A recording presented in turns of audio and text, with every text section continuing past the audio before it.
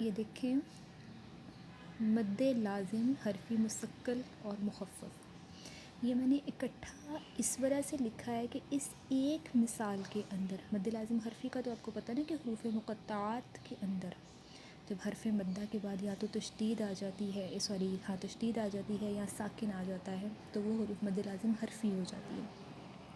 مستقل اور مخفف کو میں آپ کو اکٹھے سمجھاؤں گی، ٹھیک ہے، کیونکہ یہ ایسی مثال ہے اس کے اندر مستقل اور مخفف دونوں آپ کو کلیئر ہو جائے گا۔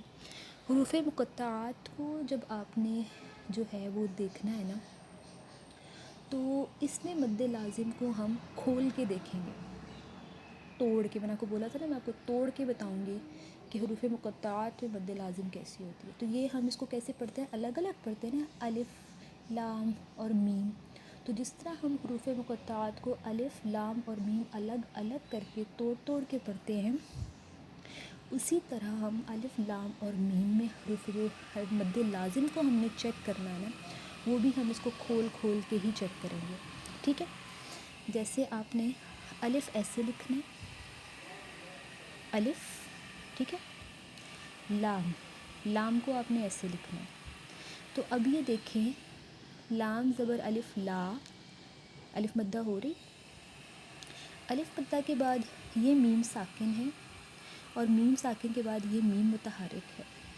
یہ قاعدہ میرے اسٹوڈنٹس کو میں نے بہت پہلے کا بتایا ہوا ہے، جن کو نہیں پتہ ان کو میں بتا دیتی ہوں کہ اللہ تعالیٰ نے تشدید کے اندر 2 حروف بنائے ہیں، ٹھیک ہے۔ جیسے اگر میم کے اوپر شد ہے، یہاں میم کے اوپر شد ہے نا، تو اس کا مطلب ہے کہ یہاں ایک نہیں، اللہ تعالیٰ نے تشدید کے اندر 2 میم نازل کیے ہیں، ایک میم ساکن ہے اور دوسرا میم متحرک ہے۔ اس لیے میں نے اس کو اکٹھے سرکل کر دیا، یہ دیکھیں، میں نے اس کو اکٹھے سرکل کیا کہ لام کے بعد یہ میم ساکن ہے، اور میم ساکن کے بعد میم متحرک بھی آ رہا ہے، تو میم ساکن اور میم متحرک دونوں مل کر بناتے ہیں تشدید، ٹھیک ہے۔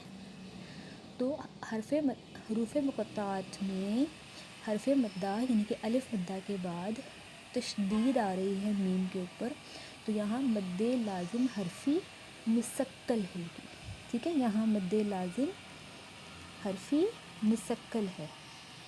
نہیں سمجھ آئے گا میں دوبارہ بتا دوں گی، ٹھیک ہے، ٹینشن نہیں لینی۔